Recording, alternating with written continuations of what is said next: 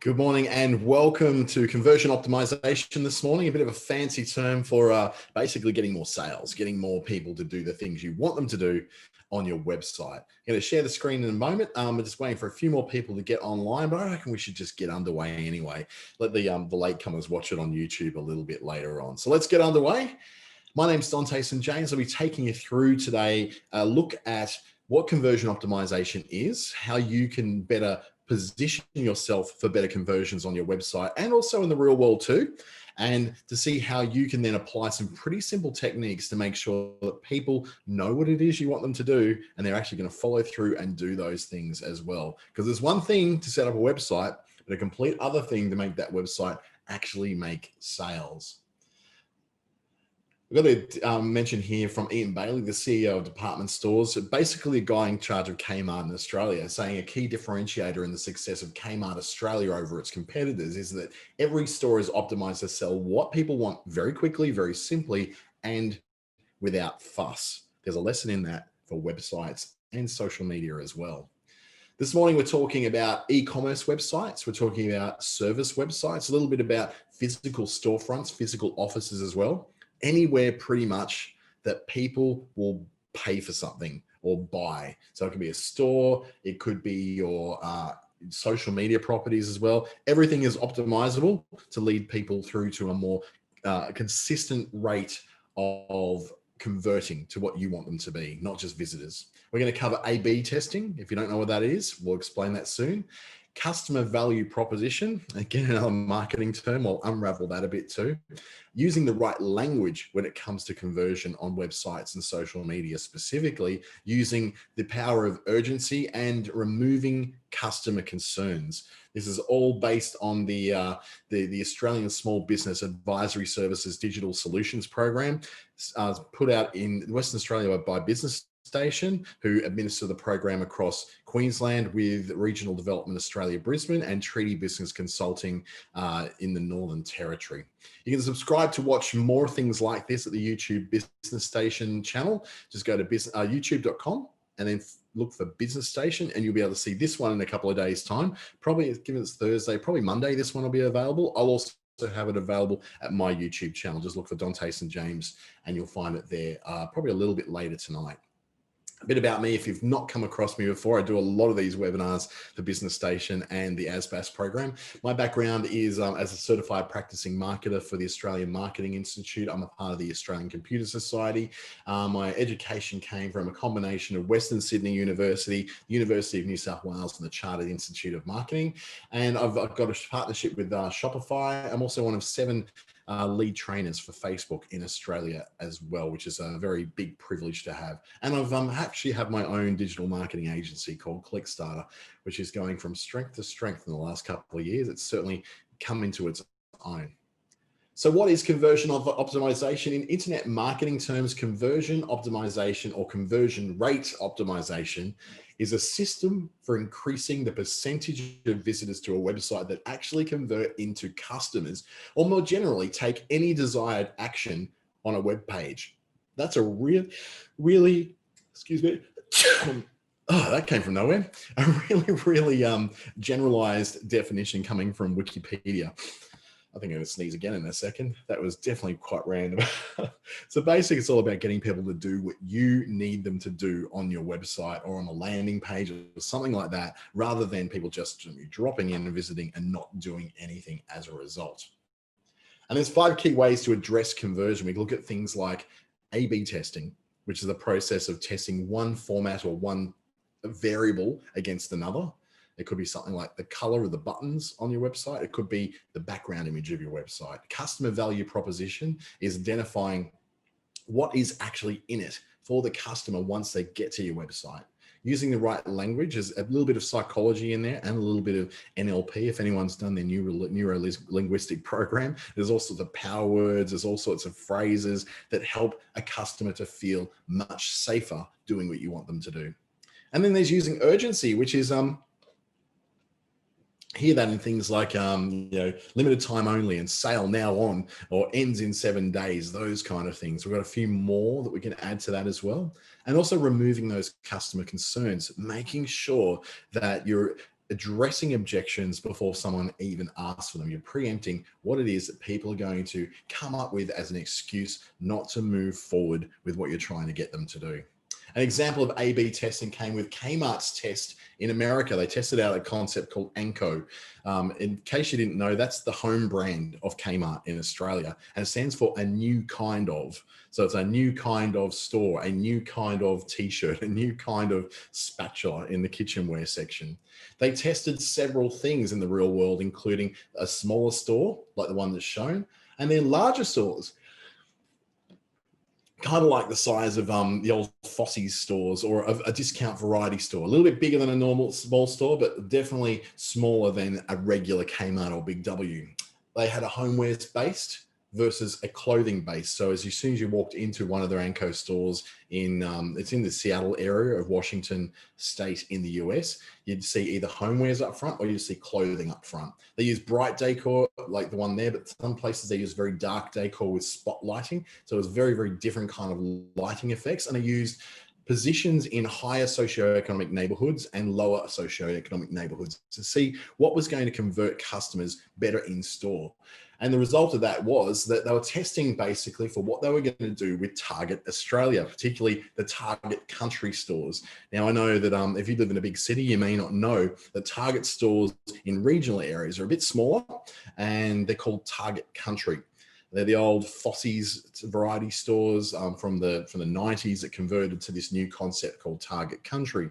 Now, a lot of those are closing down and turning into different kinds of Kmarts. So the Kmarts they're turning into is not the full scale Kmart. They're turning into a thing called K-Hub, which is a little bit Kmart, a little bit Target, a little bit Catch of the Day, a little bit, you can pick up click and collect from lots of different online retailers as well. It's a very different approach for them that they tested out in the US. So they were actually testing in a nice, safe place away from Australia, a concept they're going to put out in Australia. So the Anko concept is not opening up a store called Anko. They're opening up this new concept store called K-Hub. In the case of a website, A/B testing is more like this. People come into your website at the top. Half of them go off to version A of your website. Half of them will go off to version B. Now, what you'll find is during that A/B test, you might have a 20% conversion rate on version A, but a 25% conversion rate on version B. Now, of course, you wouldn't run tests like this for 5 minutes or even a day or probably even a week. You'd run this for quite a while just to get a good, solid set of information that tells you what it is about your website that makes people convert more. Is it just simply luck that people will land on one or the other? What it does, it just splits them down. Visitor number 1 goes to one version, visitor number 2 goes to another, visitor number 3 goes back to A, visitor number 4 goes to B. It's very much split down the middle. What you can do with this kind of thing is create it in, depending on what your theme is in WordPress, or if you're using Wix or something like that. Wix doesn't really give you much of an opportunity to do this kind of thing, nor does Squarespace. But using something like WordPress with a page builder such as maybe Divi. Divi is a good example, actually, or Elementor, allows you to create different versions of the modules on your website. So you can split it between people who are doing option A, see a very different website perhaps, or just slight subtle differences of website than people who land on version B. What this allows you to do is to narrow down the things that work the best. Now, your version A and your version B could be as broadly different as a completely different looking website, or they could be something more subtle. Still, I'm healing a sore throat that I had yesterday. Sorry. So I'm going to be having a sip on my drink a lot. It could be something as subtle as a different colored button for the add to cart, or it could be that the logo is slightly different, or that the writing is in a different font. Now, big corporations are often running A, B, C, D, E, F, G tests. They've got so many different versions of their websites going. Facebook is the perfect example of this. Facebook runs up to 10,000 different versions of Facebook, depending on where you are in the world, what sort of test group you're part of, or what kind of what kind of intent you're coming into their platform with. Like, for instance, I will see perhaps a different version of Facebook than you would see, and you would see a very different version of Facebook in comparison to someone in New Zealand. Different features available to different areas of the world, depending on what Facebook are testing at the time. Much the same way that you and I will see very different versions of the same thing when it comes to Google. I will search exactly the same thing as what you will search, and we'll see completely different things because we are each individually different. So in this kind of example, you either go for something completely wholesale different on version A to B, or just maybe one subtle change. Now, as a personal side, when I run a conversion test or a A/B test for a client, I'm always running just one difference at a time. Not a completely different version of the website. I've just changed one little thing. When that test is complete and I know what the best is, I then test the next thing. So over a 12-month period, for each month, for each of the 12 months, I'm testing a different thing. I give myself a month to test the button color, then a month to test the font, then a month to test the background color, and then a month to test the actual structure of the site. I'm not testing any more than one thing at one time. So I make sure that the data I'm getting back and the results we're getting back are really good. Now, there is a preamble to this, which is if you're doing this on a site that only gets 20 visitors a month, it's not going to make a difference what the version is. You definitely need to make sure that you've got enough visitors to get you enough data and enough examples of the way that people go to ensure that you've got a good sample. You need a good sample of people coming through to your website to make the results mean something. Otherwise, in that case, if you've only got 20 people a month coming to your website, you need to run the tests for much longer. A month won't be enough. 6 months will probably be closer to knowing what's going to happen. You've got a period of time and a whole lot of people giving you a good result right up front. Right. So you understand A/B testing. What you can test for is lots of different elements on your page, or all of them together.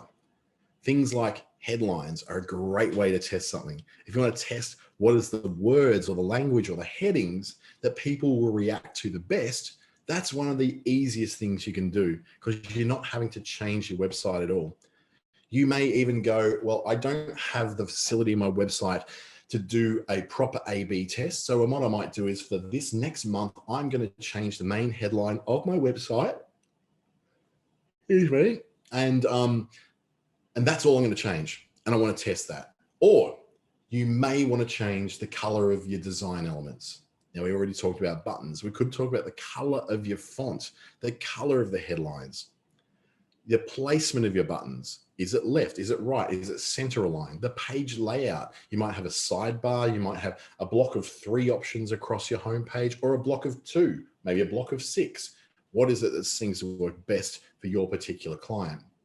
And the copy, how would you describe your product? Do you be more formal in your descriptions, more casual in your descriptions? You can add different calls to action. You can try buy now, try now, learn more, book now, see menu, any of those different sort of calls to action you'll often see in ads on Facebook or any sort of website really, where there's a call to action on a button, which is saying do something. You can change the wording and the color of that button to get a different kind of result. And also you can test between images and videos versus text. Now, quite often this works across not just websites, but social media as well. Now, I know for a fact through my personal profile on LinkedIn, the minute I use a video or an image, my whole engagement crashes on LinkedIn. But when I just type a story just in text on LinkedIn, I have the highest engagement of any of the kind of posts I can do. If I share a link, it gets nothing. Now, if I go over to Facebook, for instance, and I do that through my personal profile on Facebook, I'm seeing much the same thing happen. The minute that I put an image or a graphic or a video on there, as opposed to writing something, my audience seems to crash. If I write something, I get a lot more engagement. People seem to buy into it more. Now, you may have a completely different experience of that, particularly on business pages. Business pages on Facebook seem to favor video, unique video that you've made yourself, not just sharing video from YouTube or sharing someone else's funny video. So when it comes to the idea of getting people to do what you want them to do, which in my case on LinkedIn and Facebook is to get people to have a conversation, then you've got to find the best possible way to get that conversation started. Likewise, if you want to get people to click on a link to go to your website to buy things, then your whole journey of conversion optimization may actually start with what you're writing in your ads or what you're writing on your Facebook page. So there's so much that you can consider there and so many different things you can try. The best thing you can do to start today is to try something, just changing text, simply changing some of the text you do to make sure that people can see that there's other options, or it's for your own good benefit to say, well, I used to say this, now I'm saying this, and I can see that there's been a difference in the amount of people who have converted. Now, a customer value proposition is understanding what you offer the client or the customer, potential customer, understanding what exactly it is that you're all about. And it's all about them understanding what do you do, them understanding why they should care about why you do this, how they believe you, because trust is a major factor in purchasing online, just like it is in any shop. You want to make sure that if things go wrong, you've got some kind of recompense. You can go back to these shops and get something dealt with. And where do we begin? It's about how do we start the process of understanding all these things and dealing with you as a trader or as a retailer or as a service provider or as a consultant. Now, some very good examples come from big business because they spend a lot of money making sure that everything they do is down to conversions. They've got it down to a fine art. McDonald's particularly good at this. They've got very limited options to choose from on their website right now. It's very, very clean. The headlines are really short and to the point. Cheesy range available for a limited time only. Not going into lots and lots of words and descriptions, just letting the pictures speak for themselves. It's clear who they are, and it's abundantly clear what they are. They are clearly a burger restaurant. They clearly are a place where you can order delivery, where you can get an app to make your orders. You can find where their restaurants are. It's very, very clear to everybody what exactly McDonald's is and what they sell. There's no mistaking it there. We move to these guys, Hubert's Lemonade in America. They've got very limited options to choose from. They've made that clear by showing only a few options of what they sell right there in front of you on there.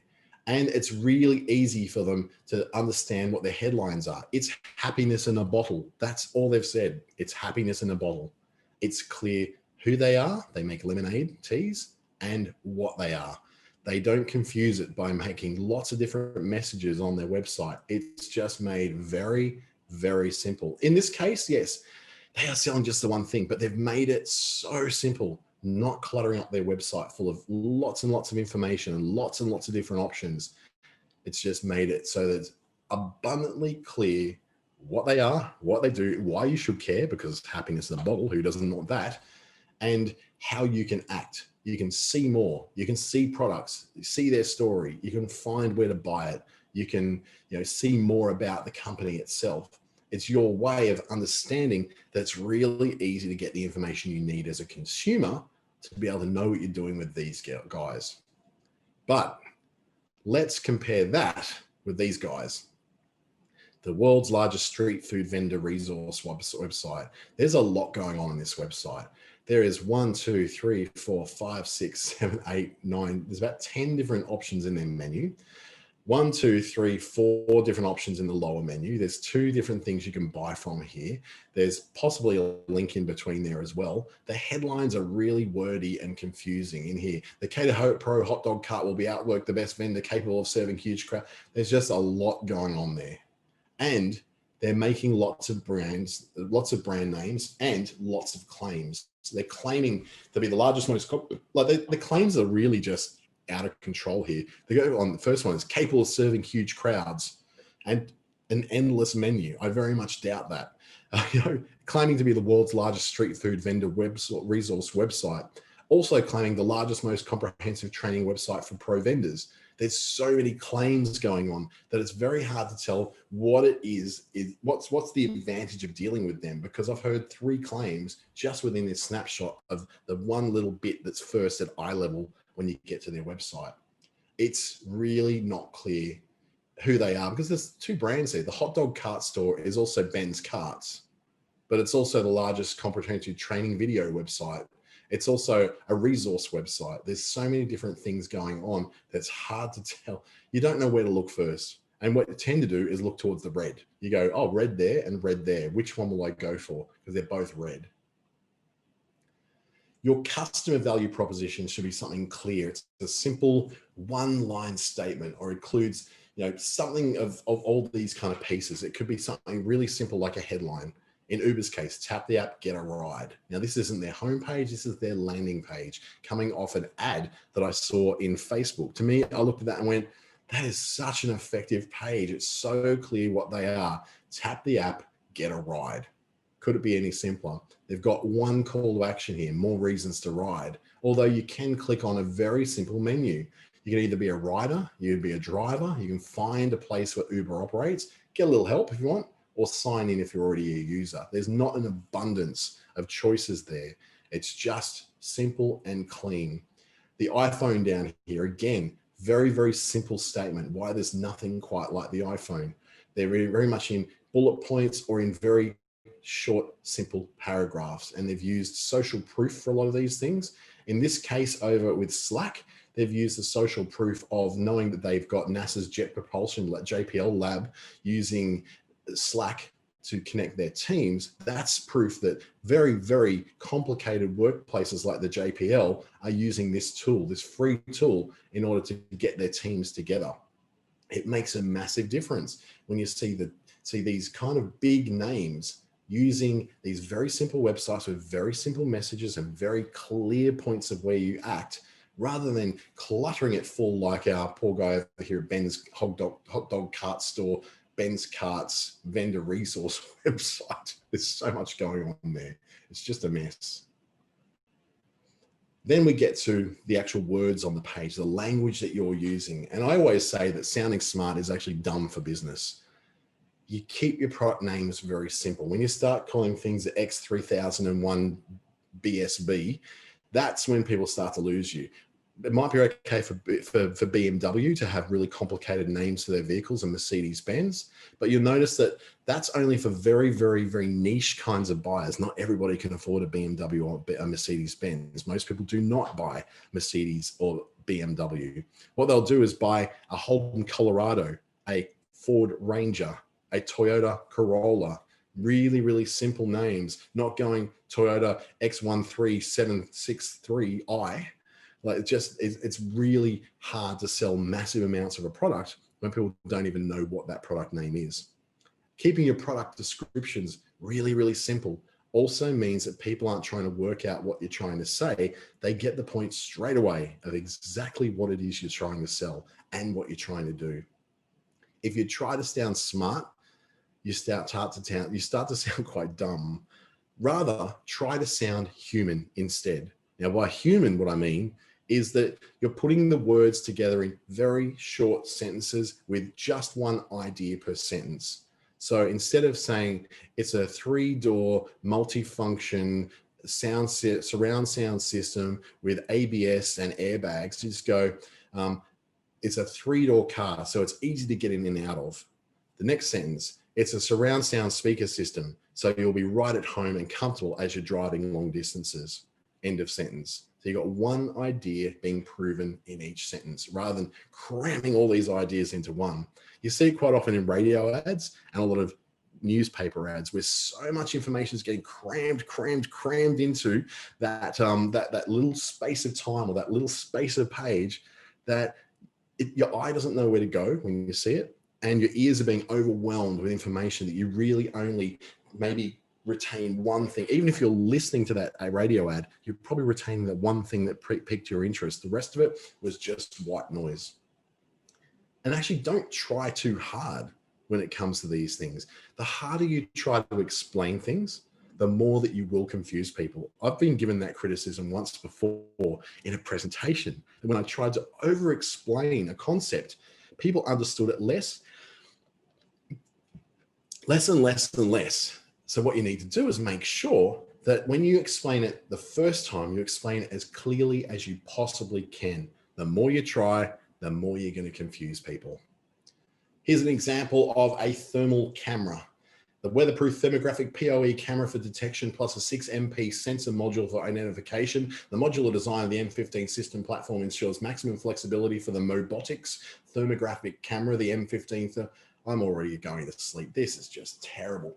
Goes from telephoto to hemispheric with or without long pass filter. I don't know what any of this means. I just want to know if it's a security camera that's going to work for me.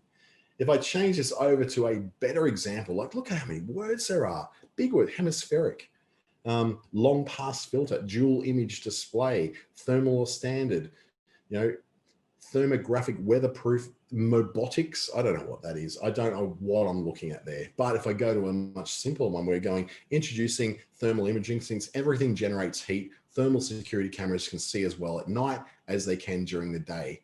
That is a really good, I can understand that. I can get what they're saying there. Rather than saying thermographic camera technology, they're saying everything generates heat. Thermal cameras like this one can see as well at night as they can during the day. That makes so much sense to me. I don't need hemispheric and wide angle lens. I just don't need that information. What I need is, will this work?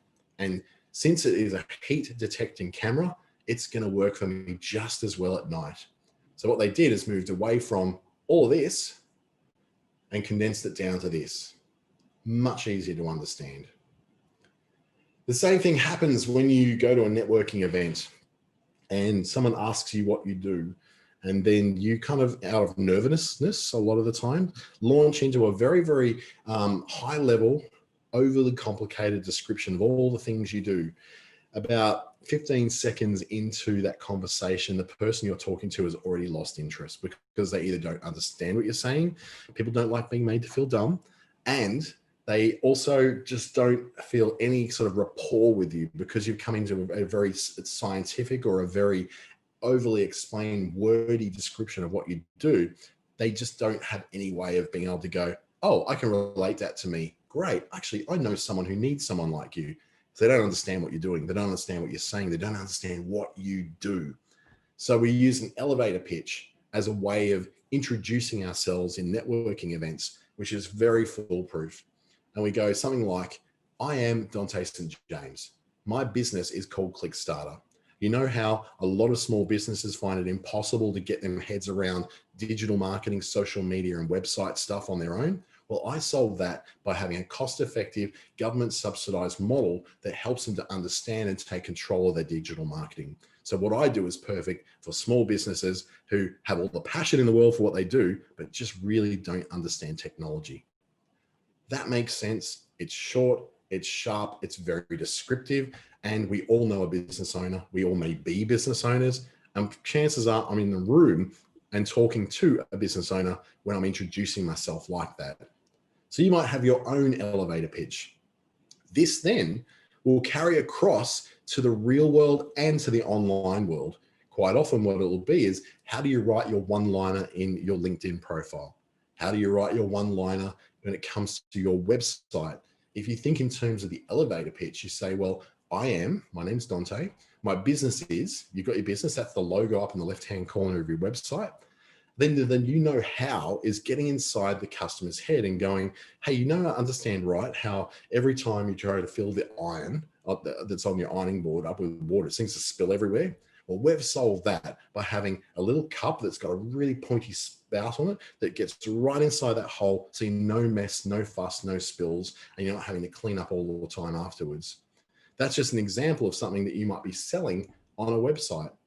So it's always going, look, I want to sell this natural makeup product. I want to sell this with indigenous superfood infused foundation makeup. I'm going to do that, but I've got to get in someone's head and understand why the reason is.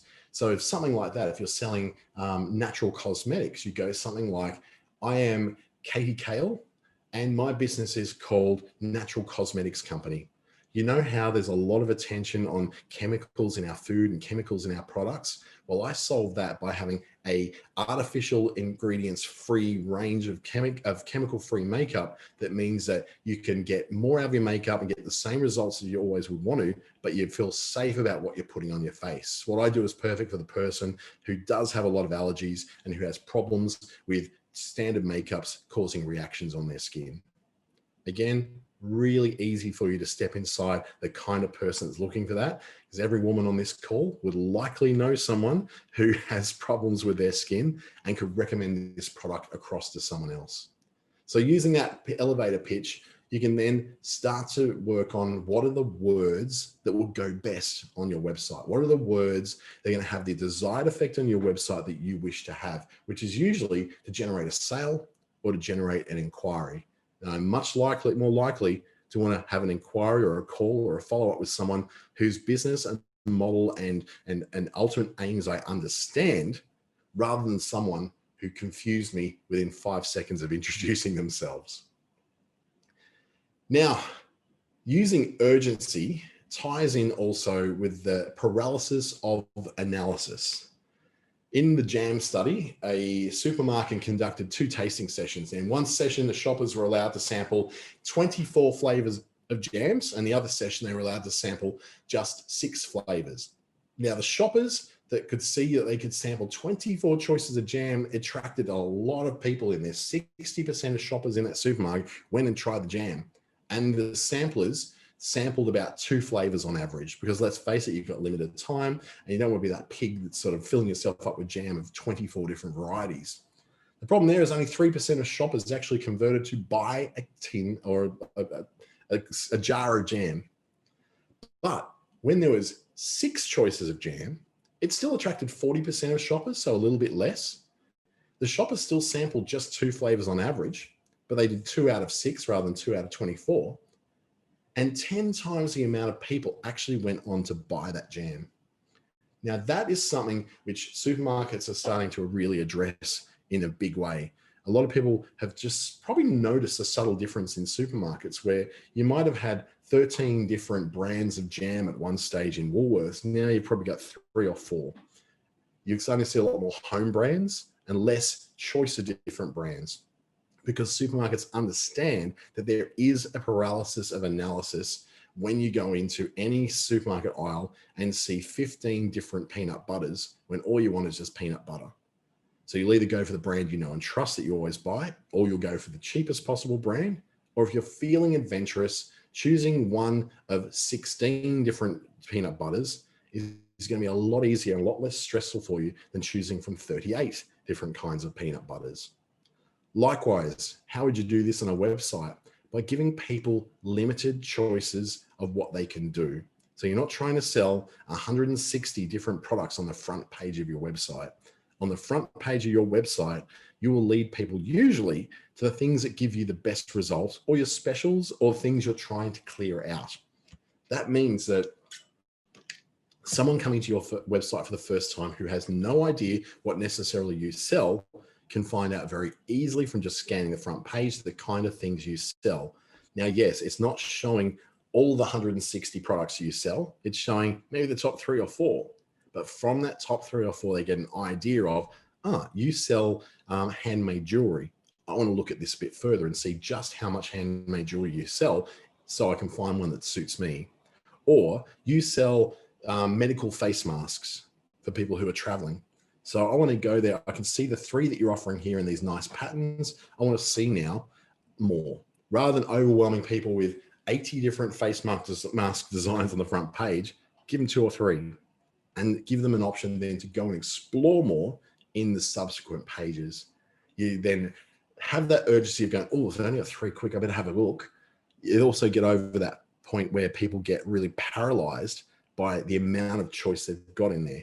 You see this all the time, supermarkets. You see this all the time in very large department stores. When there's too much to choose from, people take a long time to choose and they get a lot of buyer's remorse.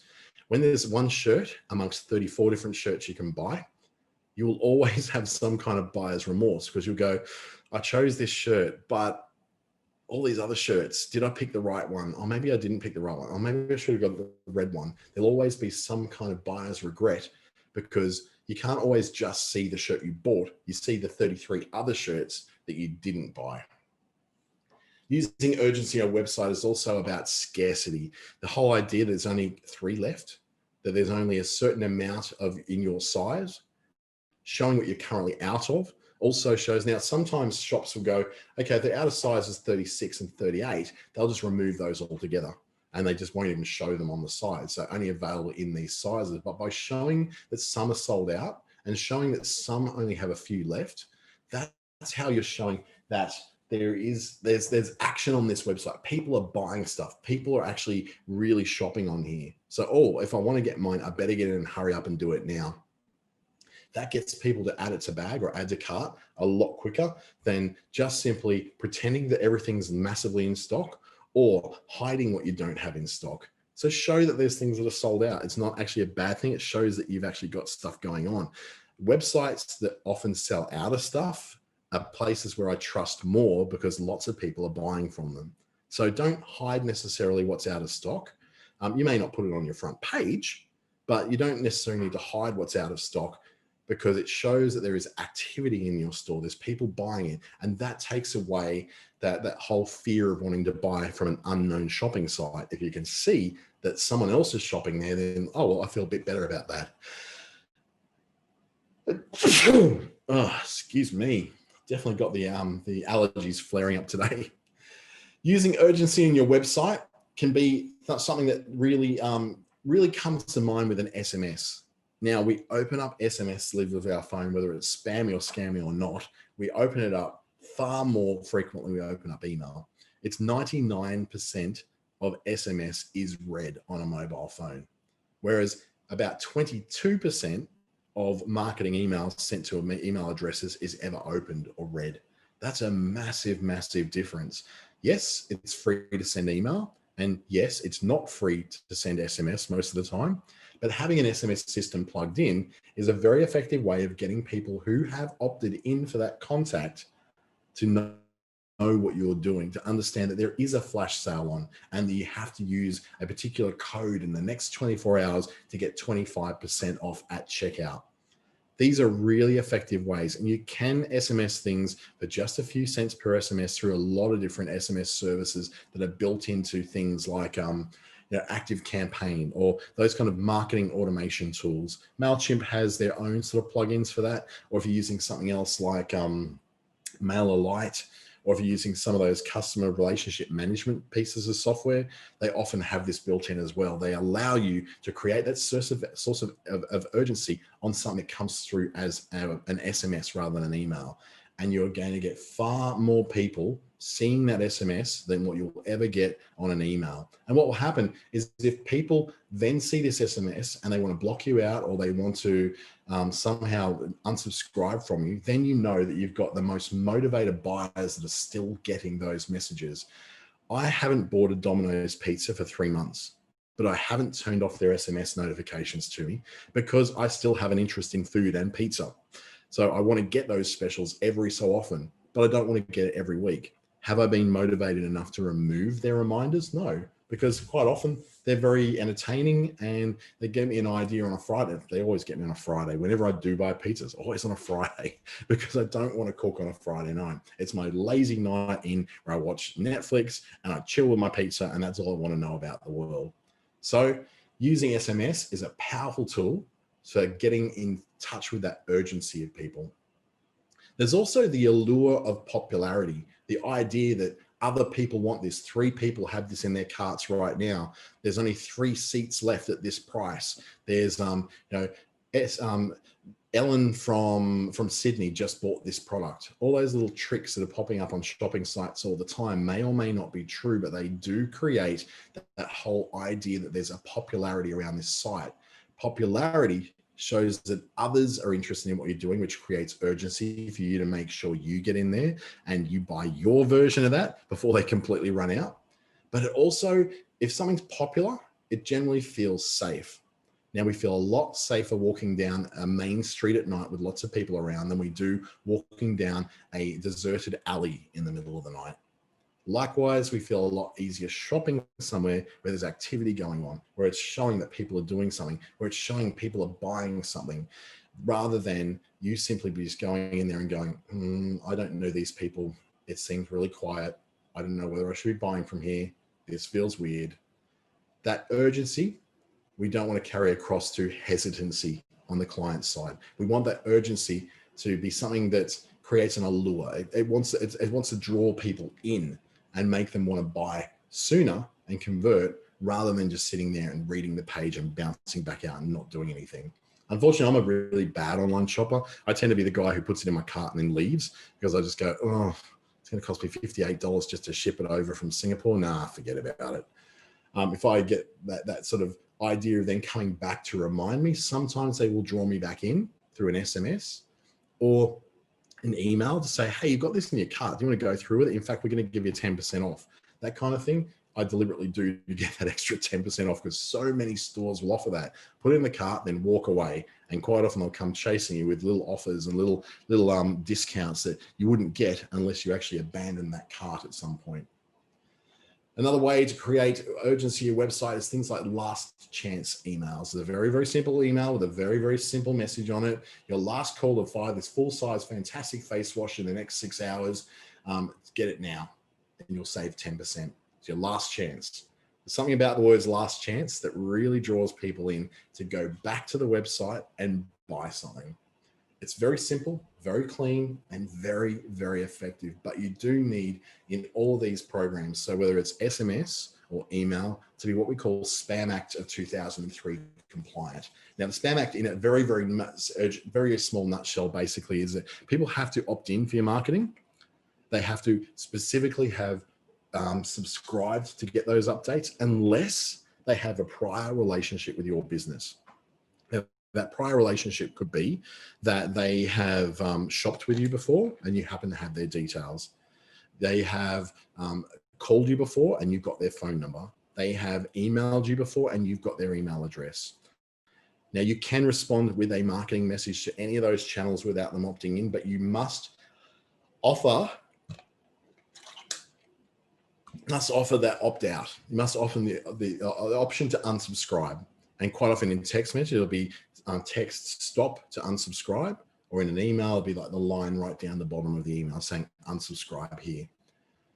And the idea of making sure you maintain that urgency about what offers you have or what kind of products you have or discounts you have is to send it no more than 24 hours before it expires. If you send it 2 days out, it's not urgent. You send it a week out, it's not urgent.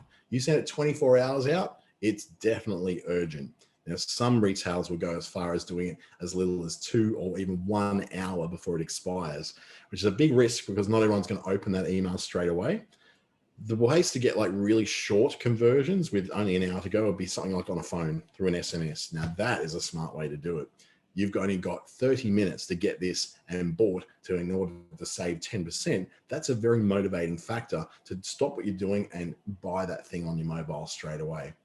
Email though, leave it to no more than 24 hours and no less than 24 hours in order to get somebody in who's going to be motivated enough to go and buy, but gives them a chance to actually get to that email in the first place. Because if it's something that expires within 30 minutes and they're out to lunch, they're not going to see that email until they get back and they've already missed the special and they're not going to feel too great about your brand at that time.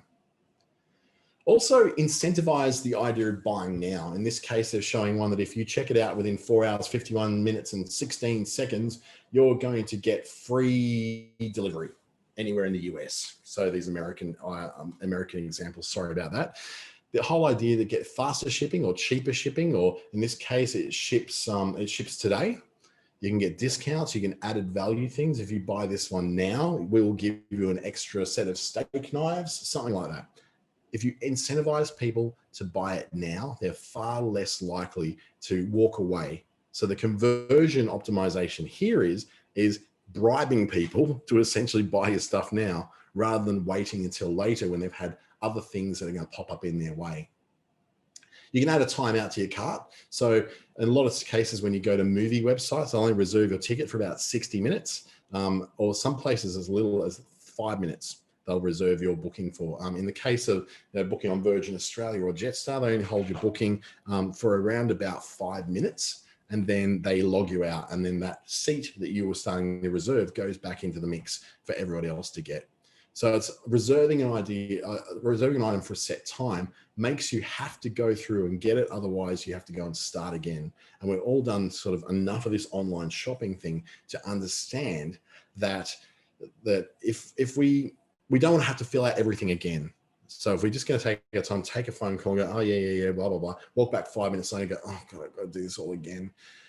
You don't want to make it too short. So having like 5 minutes is probably too short. But in the case of this one, having it held for 60 minutes gives someone a chance for things to come up in life, holds their cart open for them so they can then go out. But they can then incentivize something like, hey, we'll hold it for an hour, but if you check out now, we'll give you 10% off. Something as simple like that can incentivize someone to convert straight away, rather than, again, them going away and going, I don't know, maybe I don't really need that ASOS designed fisherman beansy and mustard recycled today. I can buy it tomorrow. They just go, well, you don't want to give people too many excuses not to buy your product straight away. You can also use website chat, and I find website chat to be remarkably helpful when I'm shopping, because it lets me ask the questions that I'm too lazy to go into the FAQs and read for myself. Through the engagement bots or ManyChat or any of those other shopping site chat bots, you can offer things like discount codes for getting onto email address systems. Now, quite often clothing and fashion retailers will do this. They'll go, hey, 10% off your next purchase if you give us your email address. Like, okay, yeah, I'll get that 10% off. You bribe me into basically, getting my email address and spamming me for life. Or it could be that we're only offering free shipping on all orders for the next 24 hours. There's something that's a really good offer like that to get someone in there and actually buying straight away, is that you offer free shipping for this new person who's coming right at this time and only for the next 24 hours. After that, it expires and you have to pay for shipping. That kind of offer really does help to incentivize people from going from just browsing to actually buying. They go, oh, I get free shipping if I do it now, rather than going, well, if there's no consequence to someone not buying now, then there's no reason for them to buy now. If you give some kind of consequence, such as you don't get free shipping, or you don't get a discount, or you don't get it shipped today by not ordering straight away, then people just tend to go dilly-dally about, and we get that whole problem like you get in shopping centers. People walk into the crowded boutique, they look sort of flipping through shelves, looking at dresses, looking at pants, looking at clothing, and looking at handbags, and going, yeah, I'm just looking, just browsing. You don't want to look just looking and just browsing too much on your website. You want people to convert as often as they possibly can. You can also use urgency on a website, but it doesn't really take away optimization of its own. So using the tricks to kind of incentivize people into converting now doesn't replace all that other stuff we're talking about, of using the right language, around using colors, A/B testing against things that work better than some other things. They both work very much hand in hand. The scarcity and urgency on a really badly optimized website will actually probably work against you, because it's going to make you sound really, really dodgy. But if you've got a highly optimized website in colors, language, product names, the experience of getting in there, loading fast, then that scarcity and urgency added onto a really good website means you've got all the tools in your toolkit to ensure that people are going to be much more likely to want to convert from that first visit, rather than just looking or just browsing through your website. They definitely do work very much hand in hand. Then there's the trust factor. Now, the trust factor goes into the psychology, I guess, or the neuro-linguistic programming of how people shop. And ultimately, when it comes to whatever anyone's going to buy online, it comes down to them saying, I hope I don't regret this. Nobody wants to regret their purchase. How many times we bought something, we go, oh my goodness, I just wasted so much money on something I don't want. So those things are answered by you addressing the questions that are going on internally inside a shopper's mind. Or if you're not an online e-commerce provider, if you're just a consultant, for instance, selling your time or your services rather than a product, then think about this. The person at the other end of the computer looking at your website, looking at your social media, looking at your landing page is going, why should I trust you to deliver on the promises you're making? I don't know you. I've never heard of your store. I've never heard of your services. I don't know who you are. So why should I trust you to deliver that promise to me? Then there's other things like, if they're buying clothing, what if it doesn't fit? What if I don't like it? Can I return it? Can I get an exchange or a refund? Those kind of questions are asked by people often buying very physical items. We don't expect to get our money back from when we're spending on people's time, because time costs money. But products can be physically returned. And in a lot of cases, that product can be repackaged and reused again. In the age of COVID, probably not quite as often as what it was. Like, certainly not underwear and swimwear, I guess, and shoes. Those don't get returned and reused again. But quite often, some of these retailers will say, look, when we get returned shoes, we then give them to charities who take care of them, sanitize them, and then redistribute them to people in need. So that kind of thing makes you think, well, if I want to return it, I can return it, but I know it's going to hurt the retailer if I do. Such things, what if I don't like it, is probably the worst excuse for shopping, because if you didn't like it in the shop, in the physical shop, you probably wouldn't have bought it in the first place. But online, that's a real danger, because quite often, and anyone who's shopped using Wish or Alibaba or AliExpress would know that quite often the thing you see in the picture looks completely different when you get it in the box at home. Complete mismatch. They're not even closely related to each other. There's often a joke of, here's what I thought I ordered on Wish, and here's what I actually got from Wish. And it was a photo of a large transparent plastic seat that you could put into your home. And what the reality was it was about that big. It was for a dollhouse. So when they got it in the door, when they got it there, they went, wait a minute, I bought a chair. I didn't buy a toy chair. So quite often, there wants to be that sort of sense of security, knowing that I can return it if I like. If I don't like it, I have some comeback for it. Or if it doesn't fit or it's not suitable, I can do something about it. Now, that doesn't necessarily mean you have to offer all that. Sometimes just a store credit will be enough. You don't have to necessarily offer a full refund. And quite often the returns process to get someone to send it back to you is expensive, because you have to pay for the postage usually, unless you have terms and conditions that cover you, that say, if you want to return it, that's great. You can return it, but you're paying for the postage, buddy. We're not here to be, quite often it's the big businesses that will allow you to do this. Small business, you don't always have the resources to be able to pay for everybody else's mistakes and their poor choices. One of the trust factor things that someone's asking in their head, is this really for me? This is very, very common when it comes to consulting services and services in general. The question of, is this really for me, covers people who are going to, say, life coaching, financial counseling, anything that involves advice and consulting. It's a very hard sell, because people are going, I don't know if I really need this. They're going through often a lot of questioning, going, I really shouldn't have to need this. I feel embarrassed that I need this. And then, of course, the big one, am I going to waste my money? If someone's asking that, it's the same thing as, is this going to be, will I get a refund? Or what if I don't like it? What if this doesn't work? So quite often that am I going to waste money is very much buyer's remorse, where someone is paralyzed from actually buying something because they're scared that they're going to waste their money, that it's not going to work, that it's not going to change anything, that they're not going to have a better life, they're not going to look better or feel better, because they've essentially bought something that they didn't know whether they could trust, and they decided to go with trust and then regretted it.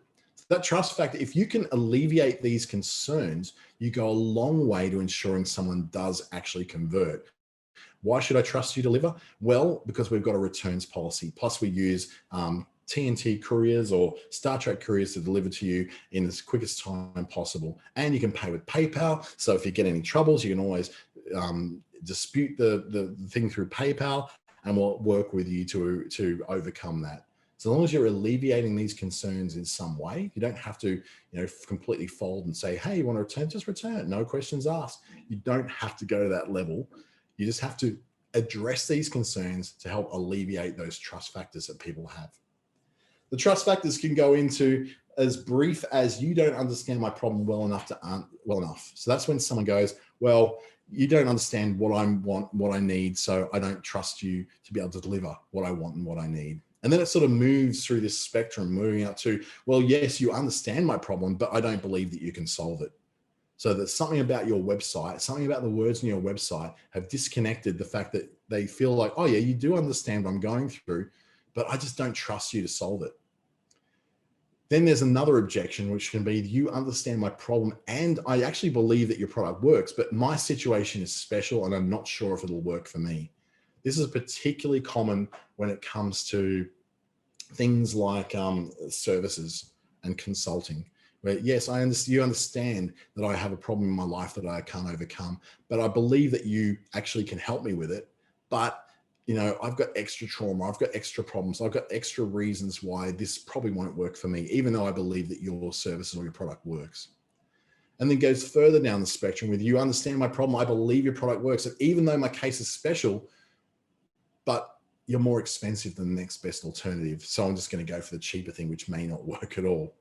So these are all the different ideas, and these are the base level objections that people hit when they get to your website.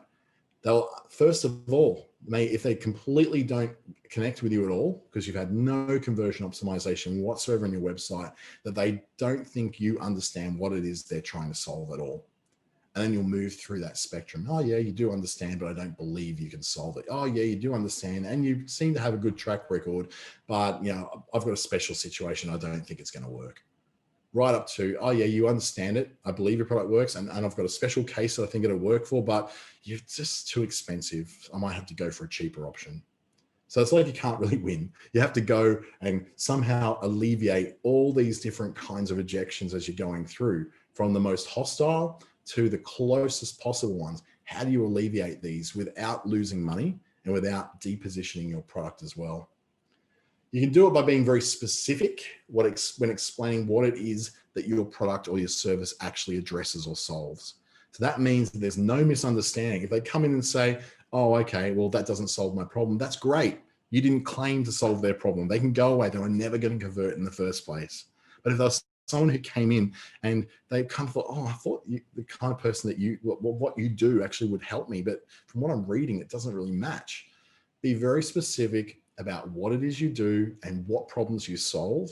And then those people who are looking for that will come to you. That's called attraction marketing, where you're only really attracting and retaining the people who actually want what it is you do. You're not trying to then convert all these people who don't have any interest in what you do to do what you want them to do.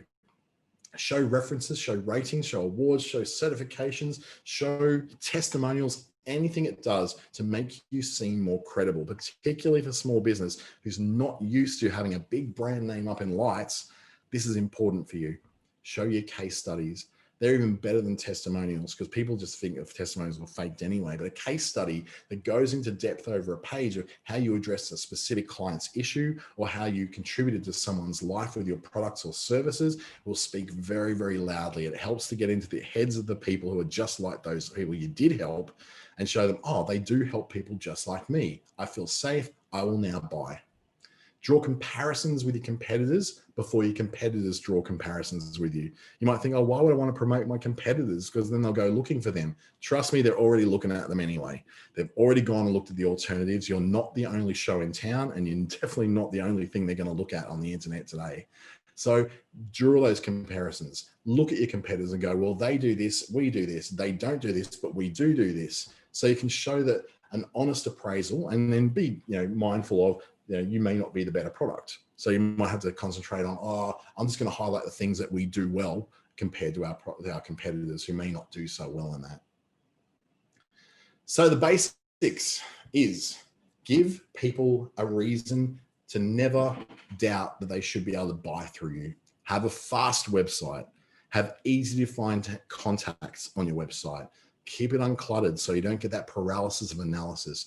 Stop trying to over-explain your products and services. Even if they're technical, there's got to be a simpler way to do that. Get a copywriter if you want. They are so good at cutting down that crap and putting it into a very short paragraph that adequately explains what you do.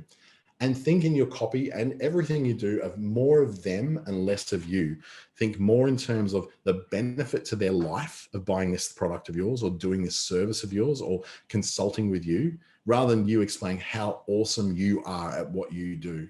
So please, if you've got some questions, I think, someone just raised their hand. It was Henky, just raised his hand. Henky, you can come on through now and have a chat if you like. What would you like to ask?